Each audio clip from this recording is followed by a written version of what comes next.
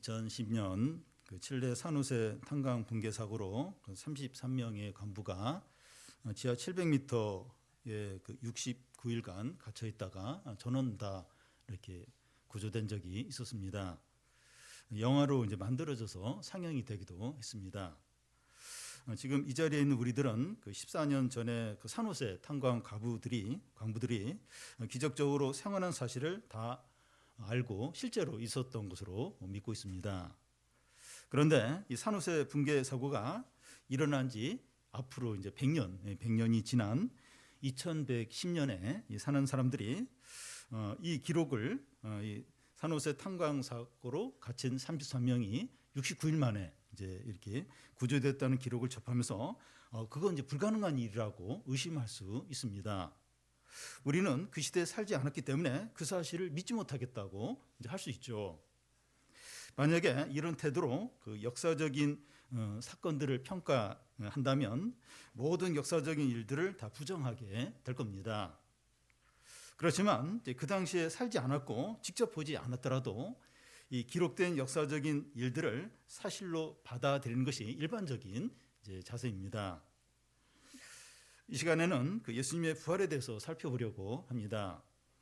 예수님이 죽음에서 부활하셨느냐 부활하지 않았느냐 하는 것은 오랫동안 논란이 되었습니다. 예수님의 부활이 그 역사적인 사실이냐 아니면 허구냐 하는 것을 판가름하는 것은 그 예수님의 부활에 대한 증언들이 사실이냐 그 거짓이냐 하는 것에 달려 있습니다. 예수님이 십자가에 달려 죽었다는 것은 서양 역사에 이제 기록이 되어 있어요. 다 그걸 인정하는 사실입니다. 그런데 예수님의 부활에 대해서는 의심하는 사람들이 많습니다. 이 부활이 없다고 주장하는 사람들은 여러 가지 의견을 내고 있는데요. 그중에 이제 몇 가지만 살펴보면 첫 번째는 그 예수님이 죽으신 것이 아니라 기절했다가 나중에 깨어났다는 겁니다. 그런데 이런 주장이 잘못됐다는 걸 바로 이제 증거할 수 있는데요. 요한복음에 보면 로마 군인들이 십자가에 달린 예수님의 그 옆구리를 창으로 찔러요. 근데 물과 피가 이렇게 쏟아졌다고 기록이 되어 있습니다. 이것은 예수님 사망했다는 증거가 됩니다. 그리고 그 오늘 본문 말씀과 앞부분에 보면 이 아리마대 요셉이 빌라도 총독을 찾아가서 죽은 예수의 시신을 달라고 요청합니다.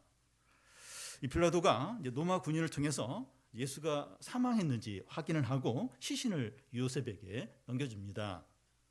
그래서 예수님이 이제 죽은 것이 아니라 기절했다는 이런 주장은 잘못된 거죠. 두 번째는 그 예수님의 시신을 제자들이 몰래 감추고 나서 예수님이 부활했다고 이제 전했다는 겁니다. 그런데 사도행전을 보면 제자들이 책찍질을 당하고 감옥에 갇히기도 하고 또 막 죽는 것도 두려워하지 않고 예수님의 부활을 증거를 이제 하게 됩니다. 한번 생각해 보십시오. 그 예수님이 십자가에 달리셨을 때 제자들이 두려워하면서 다 도망을 쳤어요. 도망을 쳤는데 그들이 다시 돌아와서 예수님의 시신을 숨기고 목숨을 걸고 그 예수님의 부활을 막 전했다는 건 말이 안 되죠. 말이 안 됩니다. 그래서 이것도 이제 거짓 주장이라는 것을 알 수 있습니다. 세 번째는 그 예수님의 시신을 종교 지도자들이나 로마 군인들이 숨겼다는 거예요. 제자들이 예수님의 시신을 어딘가에 숨기고 이제 부활했다고 증거하지 못하도록 그 종교 지도자들이나 로마 군인들이 예수의 시신을 이제 숨겼다 이제 이렇게 주장하는 겁니다. 만약에 이것이 사실이라면 사도행전에서 제자들이 예수님의 부활을 전할 때 종교 지도자들이 숨겼던 예수의 시신을 내놓으면서 예수가 어디 부활했냐, 이 시신 여기 있지 않냐 이렇게 해석하라는 겁니다. 그래서 이 주장도 이제 잘못된 겁니다. 이 네 번째는 그 예수님의 이 부활을 몸의 부활로 보지 않고 영적인 부활로만 이제 여기는 겁니다. 예수님의 부활을 이제 몸이 없는 어떤 유령 같은 존재로 이제 생각을 하는 겁니다. 그런데 이런 주장도 잘못되었다는 것을 바로 알 수 있는데 예수님이 부활하신 후에 제자들에게 이제 나타났을 때 제자들이 예수님이 부활한 걸 못 믿어요. 그러니까 뭐 먹을 거 있냐 물어보고 생선을 주니까 그 앞에서 생선을 드셨습니다. 예수님이 몸으로 부활하지 않으셨다면 이거 불가능하죠. 뭘 먹고 이런 게 이제 불가능합니다. 몇 가지 더 살펴볼 수 있지만 이와 비슷한 어떤 그런 주장들입니다. 예수님이 실제로 부활하셨느냐 하는 것을 판가름하는 것은 예수님의 부활에 대한 이 증언들이 사실이냐 아니면 거짓이냐 하는 것에 달려 있는 거죠. 그동안 많은 사람들이 예수님의 부활에 대한 증언들이 사실인지 또 거짓인지 철저히 연구를 했는데 대다수의 사람들이 예수님의 부활이 실제로 일어났다는 결론들을 내렸습니다. 예수님의 부활을 부정하는 것보다 부활을 믿는 게 더 어렵다는 말까지 할 정도입니다. 예수님의 부활에 대한 증언들이 이제 조작된 것이 아니라 사실이다 하는 걸 알 수 있는 예는 방금 우리가 읽은 말씀에서도 이제 볼 수 있는데요. 예수님의 부활에 대한 제자들의 반응이 나오는데 놀라고 당황하고 믿지 않았다는 겁니다. 그 11절 끝에 보면 듣고도 믿지 아니하니라. 또 13절 끝에 보면 역시 믿지 아니하니라. 이 제자들의 반응이에요. 안 믿는 거예요. 안 믿는 거예요.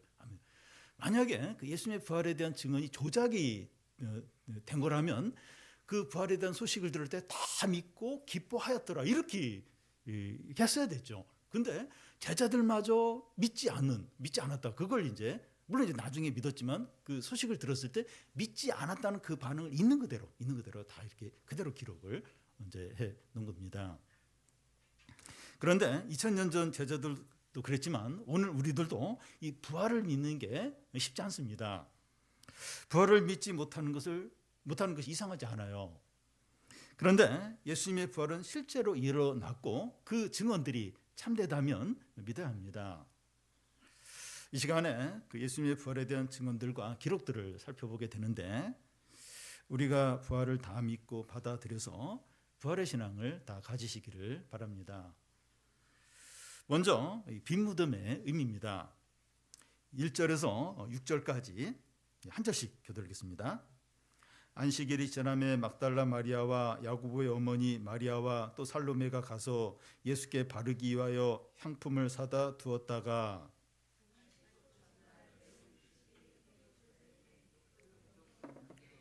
서로 말하되 누가 우리를 위하여 무덤 문에서 돌을 굴려 주리요 하더니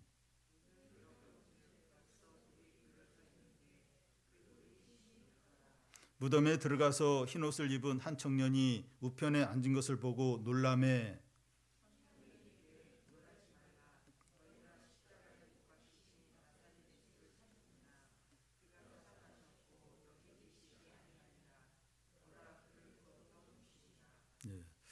예수님 십자가에 달리셨을 때 자리를 끝까지 지킨 사람들이 여인이었습니다.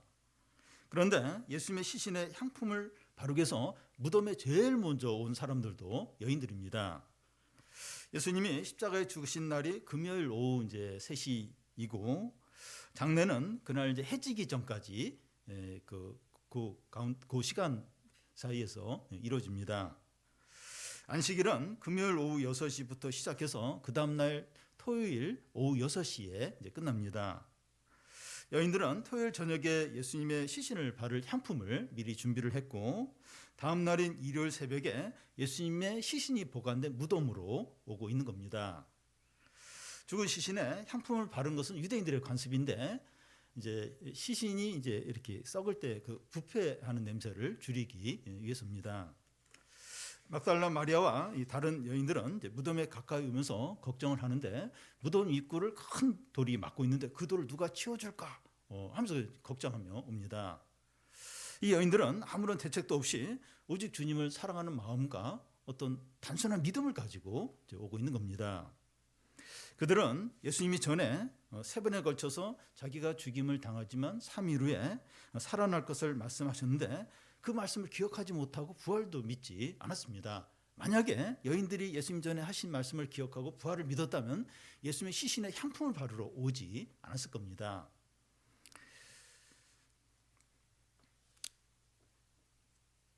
그들은 그 예수님이 전에 그 3번에 걸쳐서 자기가 죽임을 당하지만 3일 후에 살아날 것을 말씀하셨는데 그 말씀을 이제 기억하지 못한 거예요. 그리고 부활도 믿지 않았던 겁니다. 그런데 그들은 순수하게 이제 주님을 사랑하고 믿는 마음으로 이제 이 행동을 했고 그래서 이제 제일 먼저 이렇게 예수님 부활하신 모습을 이제 보게 됩니다. 단순하게 믿는 사람이 행동도 즉각적으로 할 수 있는 걸 볼 수 있는데 그 행동으로 놀라운 일이 나타나는 경우가 많습니다. 어린아이 같은 신앙이 놀라운 결과를 가져오는 거죠. 여인들보다 제자들이 말씀을 많이 알고 기적들도 많이 경험을 했지만 믿음으로 행동하는 게 없어요. 이렇게 결정적인 순간에 제자들은 아무것도 하지 않았습니다. 하나님은 때때로 성경 지식이 많고 생각이 깊은 사람보다 단순한 믿음을 가진 사람을 더 잘 사용하는 것을 볼 수 있습니다. 부활하신 예수님을 처음 만난 자들이 바로 이런 자들이죠. 여인들, 제자들에 비해서 이렇게 성경 지식도 부족한 이 여인들을 통해서 부활한 예수님을 제일 먼저 만나게 됩니다. 저는 이제 고민하면서 머뭇거릴 때가 많은데 예를 들어서 우리 건물 옆에 이제 그 카정비 센터가 얼마 전에 폐업을 했어요. 그래서 이제 우리 주차를 그동안 했는데 그것 때문에 이제 이렇게 다시 이제 건물주랑 이야기를 할 필요가 있었습니다. 근데 전에 이제 그 건물주하고 뭐 이렇게 좀 어려움들이 있었어요. 그래서 제가 몇 번 찾아가기도 하고 그래서 막 이 주차 문제를 다시 이야기해야 되는데 막 고민이 많았습니다. 선물을 사가지고 찾아가야 되나 어째야 된다. 근데 무무사님이 건물주랑 바로 전화를 해가지고 해결이 그냥 돼버린 겁니다. 전 놀랐어요. 그래 간단한 건데. 사역자나 신앙생활을 오래 한 사람보다 믿은 지 오래되지 않은 사람이 믿음으로 잘 사는 경우가 자주 있습니다. 왜냐하면 이 복잡하게 생각하거나 계산하지 않고 믿음으로 바로 행동하기 때문이죠. 우리의 신앙이 어린아이같이 더 순수하고 단순하고 맡기는 신앙을 가질 필요가 있습니다. 생각이 많고 고민도 많은데 아무것도 안 하는 것보다 이렇게 좀 단순하게 생각하고 믿음으로 이렇게 확 행동하고 이게 훨씬 더 중요한 거죠. 그래서 우리가 이렇게 어린아이 같이 좀 단순하게 믿고 순종하고 이런 신앙을 회복하는 게 얼마나 중요한지 모릅니다. 여인들이 무덤 입구를 막고 있는 큰 돌을 어떻게 치우나 이제 걱정하면서 이제 무덤 앞으로 왔는데 이 돌이 치워져 있는 것을 보게 됩니다. 마태복음에 보면 그때 상황이 좀 더 자세히 나와 있는데 땅이 흔들리고 큰 지진이 나며 하늘에서 내려온 이 번개 같고 흰 옷을 입은 이 천사들이 돌 위에 앉아 있는 겁니다. 천사들이 무덤 입구를 막고 있던 큰 돌을 옮겨 놓은 겁니다. 왜 이렇게 했습니까? 예수님이 부활하셔서 무덤에서 나오도록 하기 위해서가 아닙니다. 예수님 이제 부활하셔서 무덤에서 나와야 되는데 큰 돌이 막고 있으면 안 되니까 이렇게 돌을 치워드리기 위해서 그게 아닙니다. 예수님은 무덤 입구에 돌이 치워지기 전에 이미 부활을 하셨습니다. 부활하신 예수님은 몸을 가지고 있었는데 문을 닫아도 이렇게 통과해서 들어올 수 있는 변형된 몸을 이제 가지신 겁니다. 그러면 왜 돌을 치웠습니까? 여인들을 위했습니다. 여인들이 무덤이 비었음을 보고 예수님이 부활하셨다는 것을 알 수 있도록 여인들을 위해서 돌을 치우신 거죠. 여인들은 이 무덤을 막고 있는 돌이 옮겨져 있으니까 이제 무덤을 들여다보게 이제 되는데 무덤 안에서 무엇을 보고 이제 놀라는가 하면 흰 옷을 입은 한 청년이 예수님의 시신이 놓여져 있던 오른편에 앉아 있는 겁니다. 흰 옷을 입은 이 청년은 천사죠. 천사가 여인들에게 첫 마디를 하는데 그게 인상적인 말을 하는데 놀라지 말라 이렇게 합니다. 예수님이 부활하셨으니 기뻐하고 찬양하라 이렇게 말하지 않는 거예요. 예수님이 아기로 처음 태어났을 때 천사들은 목동들에게 기뻐하라고 찬양하라고 그렇게 이제 말을 이제 했습니다. 그런데 예수님이 부활하셨는데 놀라지 말라 이렇게 말하는 겁니다. 일반적으로 놀라지 말라 말을 사용할 때는 안 좋은 일이 생겼거나 뭔가 이렇게 좋은 일이 생겼을 때 이제 그럴 때 이제 그렇게 말을 하는데 그 일을 인정하라 그런 의미로 이제 놀라지 말라 이제 그런 말을 하게 되죠. 예수님의 부활을 일어날 수 없는 일이 일어난 것처럼 그렇게 여기지 말라는 거예요. 그걸 인정하라는 거죠. 이 천사가 하는 말이 뭡니까? 너희가 십자가에 못 박힌 나사렛 예수를 찾는데 이 자리가 그가 누웠던 자리인데 없다는 거예요. 이 자리에 그가 없다고 합니다. 빈무덤이죠. 빈무덤이죠. 그런데 빈무덤이 부활을 의미하는 것은 아닙니다. 그러니까 예수님의 시신이 없이 이제 빈무덤인데 그 예수님의 시신이 옮겨지는 방식은 여러 방법이잖아요. 그래서 빈무덤이다 이 사실이 예수님이 부활했다는 증거는 될 수 없습니다. 그런데 이제 천사가 그 예수님의 시신이 그 왜 없어졌는지 그걸 이제 말하는 겁니다. 그가 전에 말씀하신 대로 살아나셨다는 겁니다. 우리 옆에 지금 걸려 있는 그 말씀인데 그가 말씀하신 대로 살아나셨다는 거예요. 그러니까 예수님의 시신이 없어요. 무덤이 비었어요. 그걸 어떻게 해서 그 시신이 없어졌을까? 그가 전에 말씀하신 대로 그가 살아나셨기 때문에 지금 무덤이 빈 무덤이다. 시신이 없는 거다 이렇게 말해줍니다. 예수님 3번에 걸쳐서 자기가 예루살렘에 올라가면 채찍질 당하고 멸시당하고 죽임을 당하지만 3일 만에 살아날 것을 말씀했습니다. 그 말씀대로 예수님이 살아나셨기 때문에 빈 무덤이라는 거죠. 사람들은 예수님을 배신하고 팔아버리고 또 버림받고 채찍질 당하고 온갖 멸시를 당하고 십자가에 못 박혀 죽고 그 시신은 무덤에 넣고 큰 돌로 막아 놓았지만 말씀대로 예수님은 살아나셨습니다.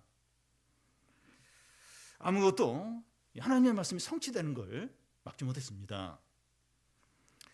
어둠과 사망과 사단과 세상도 하나님의 말씀을 이기지 못했습니다. 많은 사람들의 반대나 절망적인 상황이나 큰 어려움도 하나님의 뜻을 막지 못합니다. 하나님의 말씀은 말씀대로 돼요. 말씀대로 다 됩니다. 그래서 상황이나 어려움이나 사람들보다 이 하나님의 말씀을 더 신뢰하시기를 바랍니다. 그리고 그 6절 중간에 보면 나사렛 예수라고 하는데 그 나사렛 하면 선한 것이 나올 것이 없다고 알려진 그런 지역을 말해요. 가난하고 배우지 못하고 범죄율이 높고 어두운 지역입니다. 나사렛이 그런 곳입니다. 그런데 예수님은 나사렛 출신으로 불렸고 그의 생애는 고난과 멸시와 조롱과 배척과 채찍질과 십자가 죽음이었습니다. 그런데 그 나사렛 예수가 부활한 겁니다. 비천하고 멸시당하고 십자가에 죽은 나사렛 예수가 존귀하고 완전하고 영광스러운 몸으로 부활한 겁니다. 이 나사렛 예수가 이 부활했다는 게 어떤 의미가 있습니까?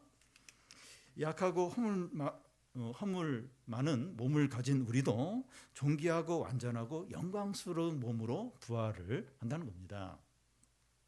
빌립보서 3장 21절에 우리의 낮은 몸을 그리스도의 영광의 몸의 형체와 같이 변하게 한다는 거죠. 현재 우리 몸은 어떻습니까? 쉽게 피곤하고 또 질병이 있기도 하고 유혹에 쉽게 넘어가고 죄에 빠지기도 하고 우리의 이 몸에 대해서 외모에 대해서 마음에 들지 않을 수 있습니다. 우리는 이 몸을 이제 각 사람에 따라서 70년, 80년, 90년 정도 이렇게 가지고 이제 살아가게 됩니다. 그런데 그게 전부가 아니라 마지막 날 주님이 재림할 때 완전하고 영광스러운 몸으로 변해서 영원히 살게 된다는 겁니다. 그래서 현재 우리 몸을 잘 관리하고 이렇게 건강하게 하는 것이 중요하지만 우리가 영원히 갖게 될 부활에 대한 몸을 소망하는 게 필요합니다. 이 몸 잘 관리하고 건강하고 중요하죠. 잘 관리할 필요가 있습니다. 근데 이 몸이 이제 완전하고 영광스러운 몸으로 변하게 될 그 부활의 몸을 소망을 이제 하는 겁니다. 우리가 늙고 병들고 죽는 것에 대해서 낙심이 돼요. 몸이 안 좋으면 너무 낙심이 됩니다. 그렇죠. 너무 이제 힘들죠. 힘듭니다. 그런데 이 부활 때 완전하고 그 영원한 그 영광스러운 그 몸, 그 몸을 바라보면서 그 몸을 소망하고 기뻐하는 거죠. 이 몸은 점점 늙어요. 점점 병들 결국은 이제 죽게 됩니다. 썩게 됩니다. 근데 우리가 나중에 갖게 될 그 부활의 몸 완전해요. 완전 영광스러워요. 영광스러워요. 그 몸, 그 부활의 몸, 그걸 이제 소망하는 거죠. 그걸 바라보는 거죠. 몸이 병들면 병들수록, 몸이 늙으면 늙을수록, 점점 약해지면 약해질수록 자꾸 마음도 슬퍼져요. 자꾸 우울해지는데 이 몸이 부활의 몸으로 변화되어서 영광스럽게 그걸 이제 바라보는 거죠. 더 소망하고 더 기뻐하고 그렇게 하시 바랍니다. 이 빈 무덤 안에 있던 그 천사가 여인들에게 이제 더 말을 하게 되는데 무슨 말을 더 하는가 하면 7절을 같이 한번 읽겠습니다. 가서 그의 제자들과 베드로에게 이르기를 예수께서 너희보다 먼저 갈릴리로 가시나니 전에 너희에게 말씀하신 대로 너희가 거기서 배우리라 하라 하는지라. 천사는 여인들에게 예수님의 부활의 소식을 제자들과 베드로에게 전하라고 합니다. 예수님은 이 3번이나 이제 부인했던 베드로와 예수님이 체포될 때 다 도망친 제자들에게 이 부활의 소식을 전하는 거예요. 어떤 말씀과 함께 전하라고 합니까? 예수께서 너희보다 먼저 갈릴리에 가시나니 전에 너희에게 말씀하신 대로 너희가 거기서 배우리라. 이 말씀은 그 14장 28절에서 예수님이 이제 제자들에게 하신 말씀입니다. 어떤 상황에서 예수님이 이 말씀을 하셨는가 하면 그 목자를 그 치리니 양들이 흩어지리라 하면서 내가 체포될 때 제자들 너희들이 다 도망칠 것이다. 그럴 때 제자들은 절대 우리는 그렇게 안 한다고. 그런 상황에서 예수님이 이 말씀을 해요. 그렇게 너희들이 도망치지만 갈릴리에서 너희와 함께 보자 하면서 이 말씀을 그때 이제 했습니다. 근데 제자들은 예수님이 말씀하신 대로 예수님을 버렸어요. 베드로는 3번이나 부인을 했습니다. 그런데 부활하신 예수님은 전에 말씀하신 대로 이 갈릴리에서 제자들을 만나자고 이제 하시는 거예요. 왜 예수님이 만나자고 이제 하십니까? 예수님을 버리고 배신한 것에 대해서 이제 단체 기합을 주기 위해서가 아닙니다. 너희들이 그럴 수 있냐? 가만히 안 둘 거야. 이런 말을 전혀 일체하지 않으십니다. 갈릴리에서 만나자는 거예요. 우리 갈릴리에서 만나자. 이 말씀 속에는 다 용서한 거예요. 다 용납하고 사랑이 넘칩니다. 우리 만나자. 그래서 보고 싶다. 우리 거기 갈릴리에서 만나자. 그 사랑이 넘치는 그런 말씀이죠. 예수님이 십자가에서 죽으셨는데 제자들의 이런 죄까지 다 용서를 이제 하신 겁니다. 그러면 왜 갈릴리에서 만나자고 합니까? 다른 데서 만날 수도 있는데 왜 갈릴리에서 만나자고 하죠? 갈릴리는 예수님과 제자들이 3년간 동고동락하고 많은 말씀을 들었고 수많은 기적과 은혜를 체험한 곳입니다. 예수님과 함께 했던 은혜의 장소에서 부활의 신앙을 가지고 새롭게 시작하자는 거죠. 주님은 이 시간 우리에게도 갈릴리에서 만나자고 하십니다. 우리가 그동안 방황하고 욕심으로 살았고 죄짓고 하나님 없이 살았던 것에 대해서 예수님이 십자가에서 다 용서를 했다는 겁니다. 너희는 돌아와서 나와 만나자. 우리 만나자 하시는 겁니다. 우리가 해야 될 일은 우리 죄를 인정하고 회개하고 하나님께 돌아오기만 하면 됩니다. 우리에게 갈릴리가 어디입니까? 가장 은혜를 많이 누렸고 믿음이 좋았던 때가 언제입니까? 다시 그 자리로 돌아가는 겁니다. 주님은 그곳에서 우리를 만나자고 해요. 거기서 거기서 만나자고 하십니다. 하나님을 간절히 찾는 기도의 자리, 가난한 마음으로 예배를 드리던 자리, 또 목마른 사슴처럼 말씀을 찾던 그 자리로 오라는 겁니다. 이제 새롭게 다시 시작하자는 거예요. 다시 시작하자. 너희는 나에게 돌아오기만 하면 된다는 거예요. 돌아오기만 하면 된다는 겁니다. 마지막으로 그 예수님의 부활 소식에 대한 사람들의 반응입니다. 먼저 이 천사로부터 이 부활의 소식을 들은 그 여인들의 반응을 이제 보면 8절을 같이 한번 읽겠습니다. 여자들이 몹시 놀라 떨며 나와 무덤에서 도망하고 무서워하여 아무에게 아무 말도 하지 못하더라. 여인들은 예수님이 죽고 이제 끝난 것으로 생각했는데 다시 이제 살아나셨다는 소식을 듣고 크게 기뻐하고 감사하고 찬양하는 것이 아니라 정반대입니다. 일어나면 안 될 일이 일어나는 것처럼 너무 놀라고 두려워하고 패닉 상태에 빠져버립니다. 천사들을 만난 후에 무덤에서 도망치듯이 나와서 그 소식을 전하러 제자들에게 가면서 길에서 만나는 사람에게 아무 말도 못해요. 너무 놀라고 두려워하면서 아무 말도 못합니다. 이것이 여인들이 예수님의 부활의 소식을 듣고 나타낸 반응입니다. 다음은 이제 막달라 마리아와 제자들의 반응을 이제 보겠는데요. 9절을 같이 한번 읽겠습니다. 예수께서 안식 후 첫날 이른 아침에 살아나신 후에 전에 7 귀신을 쫓아내어 주던 막달라 마리아에게 먼저 보이시니, 이 안식 후 첫날은 이제 일요일을 말합니다. 예수께서 부활하신 첫 일요일 이른 아침에 이 막달라 마리아에게 먼저 보이셨다고 하는데, 여기 먼저라고 하는 것은 예수께서 부활하신 후에 제일 먼저 보이신 것을 가리킵니다. 이 부활하신 예수님의 모습을 온 인류 가운데 제일 먼저 본 사람이 막달라 마리아입니다. 부활하신 예수님의 모습을 온 인류 가운데 제일 먼저 본 사람은 노마 황제도 아니에요. 대제사장도 아니고 베드로도 아니고 7 귀신 들려서 치료받은 막달라 마리아였습니다. 막달라 마리아는 7 귀신을 들렸기 때문에 너무 비참했고 고통스럽고 죄 가운데 살았지만 예수님께 치료받고 새 삶을 이제 살게 된 거죠. 부활하신 예수님이 막달라 마리아에게 자신을 제일 먼저 나타냈다고 하는 것은 막달라 마리아 같이 절망적이고 비참한 사람들을 위해서 부활을 하셨다는 의미가 있습니다. 좀 더 개선되고 도덕적이 되는 것이 아니라 완전히 존귀하고 영광스럽게 되도록 하기 위해서입니다. 막달라 마리아 같은 절망적이고 비참한 죄인들을 위해서 예수님이 부활을 하신 거죠. 좀 더 개선되고 도덕적인 사람이 되도록 하기 위해서 완전히 새로워지고 영광스러운 그런 존재가 되도록 하기 위해서 부활을 이제 하신 겁니다. 마리아는 부활하신 예수님을 만난 후에 제자들에게 가서 소식을 전합니다. 10절, 11절을 한 절씩 교독하겠습니다. 마리아가 가서 예수와 함께 하던 사람들이 슬퍼하며 울고 있는 중에 이 일을 알림해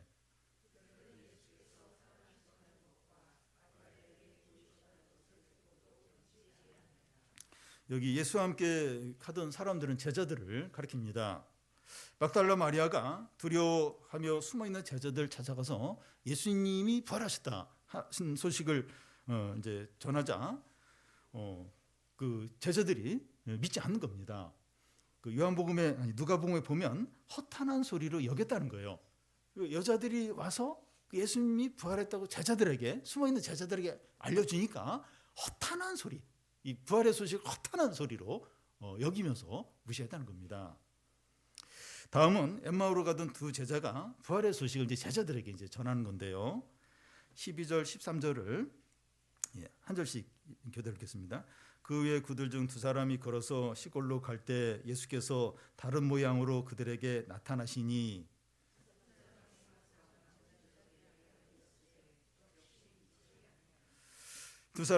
제자 2 사람이 엠마오로 가고 있었습니다. 그때 부활하신 예수님이 그들이 알아보지 못하는 다른 모양으로 그들에게 가까이 오셔서 이 구약 성경을 인용하면서 예수님이 부활하셔야 되는 그런 사실들을 설명을 해 주었습니다. 엠마오에 다 도착했을 때 두 제자가 예수님과 함께 머물자고 같이 좀 들어가자고 해서 같이 들어갔는데, 그곳에서 예수님이 떡을 가지고 축사를 하시자 이 두 제자가 예수님인 걸 그때 이제 딱 이렇게 보게 됩니다. 그래서 예수님이 그곳에서 바로 사라지셨습니다. 두 제자는 다시 예루살렘에 돌아와서 다른 제자들에게 예수님이 살아나셨다는 걸 이렇게 증거를 했지만 남은 제자들이 믿지 않았습니다. 13절 끝에 보면 역시 믿지 아니하니라 합니다. 역시 똑같이 차이 없이 믿지 않았다는 거예요. 역시 안 믿었다는 겁니다. 예수님의 부활 소식을 들은 여인들이나 제자들이 한결같이 믿지 않았습니다. 물론 나중에는 믿었지만 이 부활 소식을 듣고 나서 한동안은 안 믿었던 거예요. 제자들이 부활 소식을 듣고 나서 믿지 않았다는 기록이 성경에 그대로 있다고 하는 것은 이 부활에 대한 증언이 조작된 것이 아니라 사실이라는 것을 보여줍니다. 성경을 조작 기록 증거들을 이제 조작 하려고 이렇게 했다면 제자들이 그러니까 제자들도 안 믿었다고 하면 그 부활을 이렇게 부활 소식을 어떻게 보면 부인하는 게 되잖아요. 그 조작하려고 해서 그렇게 기록을 안 하죠. 부활 소식을 듣고 제자들은 너무 기뻐하며 찬양하며 뭐 당연히 그렇게 돼야지 이러면서 그렇게 했더라 이렇게 기록을 했을 겁니다. 근데 믿지 않았다는 그 기록을 그대로 성경은 이제 이렇게 기록하고 있는 거죠. 그런데 이 부활을 믿는 것이 어떤 면에서 이제 쉬운 일입니다. 왜냐하면 부활은 역사적인 일이고 그 증언들이 사실이기 때문입니다. 예를 들어 이순신 장군이 왜군을 크게 이긴 그 명량해전을 우리가 직접 눈으로 보지 않았고 그 시대에 살지 않았지만 역사적인 기록을 보면서 명량해전이 있었다는 것을 이제 믿는 것과 같습니다. 그와 같이 부활하신 예수님을 직접 보지 못했지만 이 성경의 증언들을 통해서 얼마든지 믿을 수 있습니다. 그래서 부활을 믿는 것이 어렵지 않아요. 어렵지 않습니다. 그런데 2000년 전 제자들도 그러하였듯이 오늘 우리도 부활을 믿는데 어려움이 있습니다. 우리는 부활을 믿지 못하는 것을 이상히 여기지 않아야 됩니다. 왜 부활을 믿지 못하지? 이상한 게 아니에요. 이 부활을 믿는 게 쉽지 않습니다. 그러면 왜 부활을 믿지 못하는 것일까요? 예수님은 제자들이 부활을 믿지 못하는 이유에 대해서 말씀하십니다. 그 14절을 보면 14절 한번 같이 한번 읽겠습니다. 그 11 제자가 음식을 먹을 때 예수께서 그들에게 나타나사 그들의 믿음이 없는 것과 마음이 완악한 것을 꾸짖으시니 이는 자기가 살아나는 것을 본 자들의 말을 믿지 아니함일러라. 우리가 부활을 믿지 못하는 이유는 믿음이 없고 마음이 완악하기 때문이라는 거예요. 우리가 부활을 믿는 것은 합리적으로나 과학적으로나 이성적으로 이해가 되어서 믿는 것이 아니라 마음의 문제라는 겁니다. 부활은 역사적인 일이고 사실입니다. 이 사람의 생각이나 개념이나 이론이 아니에요. 이론이 아닙니다. 실제로 일어난 일이에요. 그대로 일어난 일입니다. 그런데 믿지 못하는 이유는 마음의 문제예요. 마음의 문제입니다. 마음 안에서 인정하고 싶지 않고 받아들이고 싶지 않은 마음 안에 그런 마음이 이제 있는 겁니다. 이 세상이 전부이고 죽으면 모든 것이 끝나는 것이 좋다는 겁니다. 그걸 마음은 원하는 겁니다. 하나님이 없는 것이 좋은 겁니다. 하나님이 있고 다스리고 또 심판하고 구원하고 이런 걸 원치 않고 하나님 없는 게 좋은 겁니다. 그러니까 이런 게 우리 마음이 원하는 겁니다. 이걸 좋아하는 겁니다. 그런데 이제 우리는 이 성경에서 부활에 대한 증언들을 믿는 겁니다. 이 제자 중에 하나인 도마가 자기가 없을 때 부활한 예수님이 제자들에게 나타났는데 제자들이 막 예수님 부활했다고 도마에게 이야기하는 거예요. 그래서 도마가 내 손가락을 예수님의 손에 못자국에 넣어보기 전까지는 믿지 못하겠다고 그렇게 말합니다. 근데 일주일 후에 도마와 제자들이 함께 있을 때 예수님이 그곳에 나타나셨어요. 그러면서 도마에게 너의 손가락을 내 손에 못자국에 넣어보라. 그러면서 믿음이 없는 자가 되지 말고 믿음 있는 자가 되라고 이렇게 이제 하시면서 보고 믿는 자보다 보지 않고 믿는 자가 복되다 이렇게 말씀하십니다. 우리는 이제 하나님의 말씀을 읽고 들을 때 믿는 겁니다. 예수님을 마음으로 믿는 거예요. 예수님이 행하신 일을 받아들이고 거기에 우리 자신을 맡기는 겁니다. 제자들이 부활하신 예수님을 믿고 나서 이제 사도행전에 보면 완전히 새 사람이 돼요. 원래 겁쟁이들이요, 약한 자들이에요. 근데 이 부활한 예수님을 만나고 나서 노마를 바꿉니다. 노마를 변화시켜요. 또 바울은 그 기독교에 대해서 아주 적대적이고 교회를 핍박하던 그 앞장서서 그렇게 된 사람인데 다메섹 도상에서 부활한 예수님을 만나고 나서 완전히 바뀝니다. 완전히 새 사람이 되어서 기독교를 위해서 복음 전파하는데 자신의 삶을 다 맡깁니다. 이 제자들 또 변화된 이 바울을 통해서 얼마나 놀라운 어떤 역사들이 나타나는지 모릅니다. 우리도 그 말씀을 통해서 부활하신 예수님을 믿음으로 새 사람이 되시기 바랍니다. 만약에 부활이 없다면 우리가 예배드리고 섬기고 죄를 버리고 고난받고 절제하는 것이 헛되죠. 헛됩니다. 부활이 없다면 온 우주 가운데 제일 비참한 사람들이 그리스도인이 될 거예요. 부활이 없다면 세상에서 제일 헛수고하고 미련하고 비참한 사람이 그리스도인이 될 겁니다.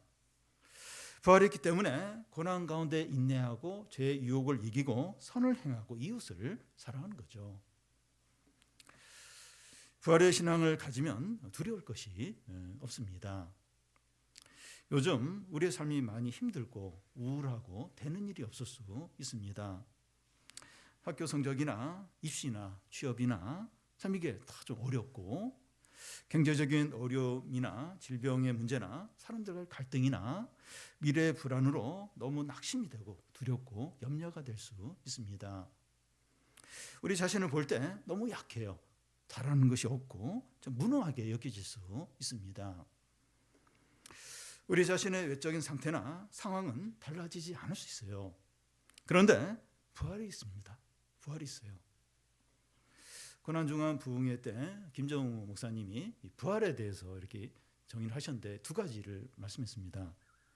하나는 부활은 역사적인 사실이고, 다른 하나는 부활은 새 시대를 열었다는 겁니다. 우리가 예수님의 부활을 믿을 때 우리가 변하여 새 사람이 됩니다.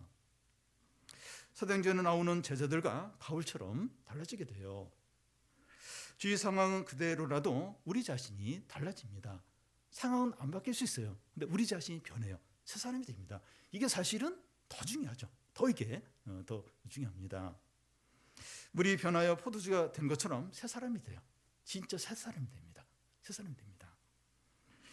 우리 주님의 생명과 능력과 성령으로 충만하게 됩니다. 부활의 기쁨과 능력과 영광으로 살아가게 됩니다. 부족한 것이 없고 두려울 것이 없어요. 부활은 죽음도 이기기 때문입니다. 부활은 역사적인 사실입니다. 우리 모두가 부활을 믿어서 새 사람이 되어 새로운 마음으로, 새로운 시각으로, 새로운 능력으로 살아가시기를 바랍니다.